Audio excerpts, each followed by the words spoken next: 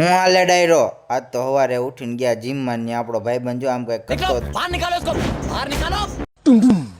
ત્યારબાદ અમે નીકળી ગયા હતા કોલેજ જવા માટે અને વચમાં આવી ગયો તો વીઆર તો પછી આપણે મૂકવાનું હોય જ નહીં ગયા હતા આટો મારવા વીઆરમાં આટા મારીને આપણે આવી ગયા હતા કોલેજ ત્યાં સાહેબે લખાઈ નાખ્યું થોડુંક તો આપણે આપણા ચોપડામાં લખી નાખ્યું ને પછી આવી ગયા હતા નાસ્તો કરવા તો મારો ભાઈબંધ કે આપણે આવું નહીં હાલે વડાપાવ ને એવું જ જોશે તો મેં હું ક્યાં ના પડું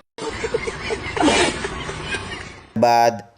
નાસ્તો પાણી કરીને આપણે નીકળી ગયા હતા આખું સુરત ભાટકવા અને આ તો નાનું નાનું ઉઠાવે હજી અને હમણાં આગળ મોટી ક્રેન આવે તમને બતાવું આ બધું ઉઠાઈ નાખે એમાં બીજી વાત ન હોય હો પછી ત્યાંથી આપણે આવી ગયા હતા સાંઈબાબાના મંદિર અને ત્યાં સાંઈબાબાના રોડેથી દર્શન કરીને આપણે નીકળી ગયા હતા રેલવે સ્ટેશન જવા માટે તમને એક વસ્તુ બતાવું જ્યાં તમે કોઈ દી નહીં જેવી હોય આ છે બોટ જેવું બિલ્ડિંગ આ ન કાઢે એટલું ઓછું છે હો સુરતવાળા તો પછી શું હોય ભાઈ આપણે પહોંચી ગયા હતા રેલવે સ્ટેશન અને ત્યાં હતી ભાઈ ફૂલ ટ્રાફિક હો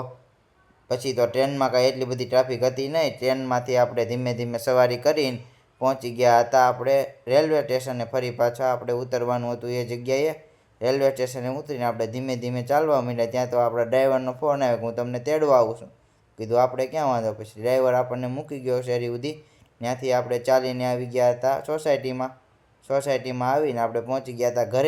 ઘરે આવીને આપણને ફોન આવ્યો ભાઈબંધનો હું આવ્યો છું મને મળવા આય આપણે ગયા હતા આપણા ભાઈબંધને મળવા